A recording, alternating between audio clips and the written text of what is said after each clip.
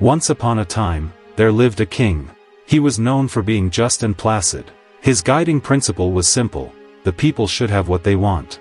One day, the king decided to build a triumphal arch. He wanted it to stand on the main street of the city. The arch would symbolize his glory and remind everyone of his achievements. Orders were given. Builders, masons, and workmen began their work. At last, the arch was completed. The king came to inspect it. At first, he was pleased. Suddenly, he noticed something. The arch was built too low. When he passed under it, his crown fell off. King felt insulted. His face turned red with anger. "This is a disgrace," he shouted. "Chief of builders must be punished." Chief of builders was brought before him. The king thundered, "You are guilty. You will be executed."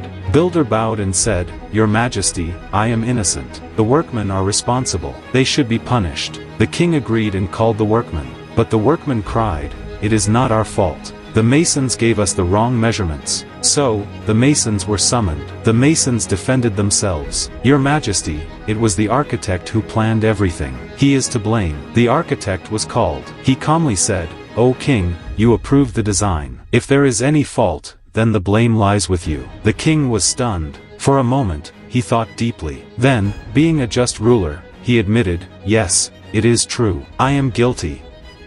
I must be punished." The crowd gasped, but the king's word was law. A gallows was set up. The king himself was executed. Now the kingdom had no ruler. According to tradition, the ministers declared, "Let the people decide. The next person to pass through the city gates will choose our new king." The next person happened to be a simpleton. He was foolish and always gave strange answers. When asked who should be the ruler, he replied with a smile, "A melon." The ministers obeyed. A melon was crowned king.